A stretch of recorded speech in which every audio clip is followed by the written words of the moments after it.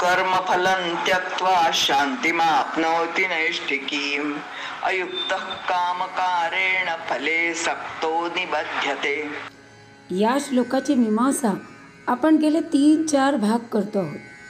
आपण आधी समजून घेतलं होतं की युक्त हा योगी कोण आहे, तर प्रकृतीजन्य शरीराशी चैतन्य शक्तीला जोडून ठेवणारा जो फेनोमेना म्हणजे आपलं मन, ते म्हणजे योगी. या मनामध्येच संकल्प निर्माण होतो की मी आता हे कर्म करणार, म्हणजे कर्तृत्वाभिमान निर्माण होतो. आणि कर्म करत असताना सततच त्या कर्मामध्ये वर्तमान काळात न राहता कर्म पूर्ण केल्यावर मला अमुक एक गोष्ट मिळणार, असा भाव सारखा हे मन आपल्यामध्ये तेवत ठेवतं. त्यामुळे कर्मातला आनंद आपल्याला त्या क्षणी मिळतच नाही. आणि हे कर्म केल्यानंतर जे मिळेल असा योजलेला विचार असतो. त्यानुसार फळ मिळालं तर सुख आणि नाही मिळालं तर दुःख. सुख मिळालं तर अनुराग आणि दुःख मिळालं तर द्वेष. आणि त्यातून पुन्हा नवनवीन संकल्पांचा जन्म. अशा रीतीने हे मन या कृतीला कर्म बनवून त्याच्याशी कर्तृत्वाभिमान आणि कर्मफलाची अपेक्षा या 2 गोष्टींमुळे सारखं बांधून टाकत असतं. आणि त्यामुळेच या मनाला सतत सुख किंवा दुःख अशी फळं मिळतच राहतात. पण जेव्हा युक्त म्हणजे योगी हे ओळखतो की मन हे काही अस्तित्वातच नाही, ते फक्त चैतन्य शक्तीला प्रकृतीशी जोडतं आहे, पण त्याचं स्वतःचं असं काही अस्तित्वच नाही. कर्तृत्व आहे ते चैतन्य शक्तीचं आणि प्रगट होतं आहे ते प्रकृतीतून. त्यामुळे कर्तृत्वाभिमान उठण्याचा काही प्रश्नच नाही. आता आपल्याला दिलेली जी भूमिका आहे ती 100% पार पाडण्याचा आनंद आपल्याला घ्यायचा आहे. आता ती भूमिकाच पार पाडत असताना आपल्याला सतत आनंदच मिळत राहिल्यामुळे वर्तमान काळात आपण प्रसन्न आणि आनंदीच आहे. आणि आता जो परिणाम मिळेल तो प्रसाद बुद्धीने स्वीकारायचा आहे. प्रसाद बुद्धीने म्हणजे जो परिणाम जसा मिळेल, जेवढा मिळेल, तो अतिशय आदराने आपण स्वीकारायचा. आता अशा प्रकारे कर्मातच ज्याला आनंद मिळाला आहे त्याला फळ प्रसाद बुद्धीने सहज स्वीकारता येतं. आणि अशा व्यक्तीच्या मनात, अशा युक्त पुरुषाच्या मनामध्ये नैष्ठिकीम शांती राहते. शांती मापनोती नैष्ठिकीम म्हणजे शांतीची निष्ठाच निर्माण होते. आता ही शांतीची निष्ठा म्हणजे अशांतीचा विरोधी शब्द नाही, त्यामुळे ती कधी नष्टच होत नाही.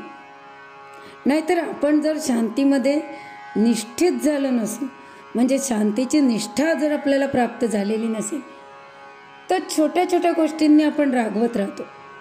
इतकंच काय, आपण त्याचं जस्टिफिकेशन पण करतो की प्रसंग असा आहे ना की राग येणारच, म्हणजे आपण रागवलो यात काही चूक आहे असं सुद्धा आपल्याला वाटत नाही. मग तो राग सोडण्याचा तर काही प्रश्नच येत नाही. किंवा काही जणांकडे स्मशान शांती असते. म्हणजे एक गृहस्थ सांगत होते की मी घरी आलो ना की आमच्या घरामध्ये अगदी शांतता असते. टी व्ही बंद, मुलं आपल्या आपल्या जागी बसून अभ्यास करतात आहे, बायको स्वयंपाक करते आहे, सगळेजण आपल्या आपल्या ठिकाणी, एकमेकाशी जोरजोरात बोलणं नाही, जोरजोरात हसणं खिदळणं काही नाही. पण मग ही शांती कशी झाली? धाकयुक्त शांती झाली. अशी शांती म्हणजे निष्ठायुक्त शांती नाही. निष्ठायुक्त शांती केव्हा असते? जेव्हा मनामध्ये अपार प्रेम निर्माण होतं. कारण की निष्ठायुक्त शांती कोणाला मिळते? ज्याने कर्मफलाचा त्याग करून टाकला, म्हणजे त्याला कोणाचकडून कोणतीच कशाचीच अपेक्षा नाही आहे. आता कोणतीच अपेक्षा नाही आहे म्हटल्यावर कोणतीही गोष्ट नाही मिळाली तरी ती व्यक्ती विचलित होणार नाही आहे, आणि मिळाली तर उलट आनंदितच होईल. म्हणजे जसं आपल्याला महिन्याला पगार मिळणार असतो, आपल्याला साधारण तारीख माहीत असते आणि त्यामुळे त्या दिवशी पगार आला की हां आला एवढीच आपली प्रतिक्रिया असते. खूप आनंद वगैरे आपल्याला काही होत नाही. पण उलट त्या दिवशी तो पगार आला नाही, थोडासा उशीर झाला किंवा काही कारणांमुळे उशिरा येणार आहे असं आपल्याला कळलं तर आपण विचलित होतो, आपल्याला दुःख होतं, चिडचिड होते, राग येतो, काळजीही वाटते. पण एखाद वेळेला आपण सहज म्हणून एखादं लॉटरीचं तिकीट घेतलं. आता या तिकिटाकडून आपली काहीही अपेक्षा नसते, त्यामुळे काहीच मिळालं नाही तरी आपल्याला काही विशेष राग येण्याचा प्रश्न नसतो. पण चुकून 500 रुपयाचं बक्षीस जरी आपल्याला मिळालं तरी आपल्याला खूप आनंद होतो, कारण ते आपल्यासाठी सरप्राईज असतं. तसंच कर्मातच आनंद मिळणारा प्रत्येक परिणाम सरप्राईज म्हणून स्वीकारत असतो. आणि सरप्राईज म्हणून स्वीकारल्यामुळे तो कोणत्याही परिणामाने विचलित होतच नाही, झाला तर आनंदितच होतो. आणि अशा प्रकारे जो कर्म करतोय तो आपल्या कर्मातून चैतन्याचं प्रगटीकरण करत असतो.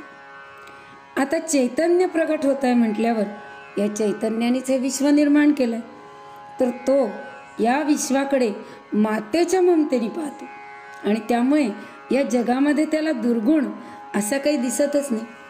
जसं एखादा मुलगा खोडकर असला, अगदी खूप बंड व्रात्य दुसऱ्याचा असेल तर आपण म्हणू की काय दांडगा आहे, अगदी गुंड मुलगा आहे. पण तो जर आपला असेल तर आपण काय म्हणतो की हो ना, हा अतिशय खोडकर आहे, अगदी श्रीकृष्णासारखा, 1 मिनिटसुद्धा शांत बसत नाही. म्हणजे त्याच्या खोड्या आपण अगदी कौतुकाने बघत असतो.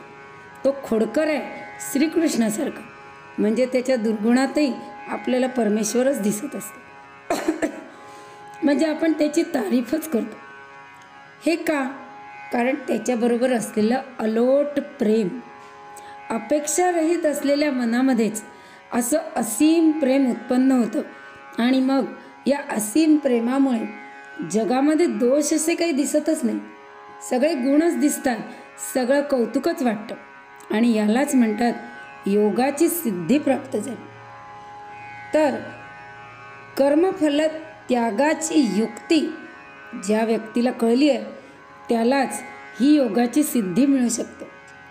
आता श्रीकृष्ण लगेच दुसऱ्या ओळीमध्ये अयुक्त म्हणजे ज्याला ही युक्ती कळलेली नाही त्याला कशी परिस्थिती प्राप्त होते ते सांगतात आहे की त्याला कर्मफलाची अतिशय आसक्ती आहे, त्यागाची युक्ती माहिती नाही, त्या आसक्तीमुळे त्याच्या कामना सतत जागृत आहे आणि त्यामुळे प्रत्येक गोष्टीकडून त्याची काहीतरी अपेक्षा आहे, कामना आहे, म्हणजे तो गॅरंटेड दुःखी होणार. आता आपल्याला सगळ्यांनाच माहिती आहे की आपण अपेक्षा ठेवल्या की अपेक्षा भंग होणे गॅरंटी आहे. मग आपण अपेक्षा ठेवतोच का? आपल्याला जर एवढं कळतं आहे तर त्याचं कारण म्हणजे आपल्याला ज्ञान झालं आहे, पण ते ज्ञान परिपक्व झालेलं नाही. परिपक्व झालेलं नाही आहे म्हणजे आपली इंद्रिय, आपला देह, आपलं मन, आपली बुद्धी ही सगळी आपली उपकरणं आहेत हे आपण विसरूनच जातो आणि आपला देह, आपलं मन, आपली बुद्धी आणि आपली इंद्रिय सॅटिस्फाय झाली पाहिजे अशा प्रकारची विचारधारा आपली बहिर्गामी विचारधारा असल्यामुळे आपल्याला जे ज्ञान आहे की अपेक्षा केल्या की उपेक्षा होणारच, ते ज्ञान परिपक्व होत नाही. देह आणि इंद्रियांमुळे आपण तमोगुणात गुरफटतो, मनामुळे रजोगुणात आणि बुद्धीमुळे सत्वगुणात. या सगळ्या गुणांमुळे आपण कसे बांधल्या जातो आणि त्यातून मुक्ती कशी मिळवता येते ते आपण पुढच्या भागात नक्की बघूया. श्रीकृष्णार्पणमस्तु.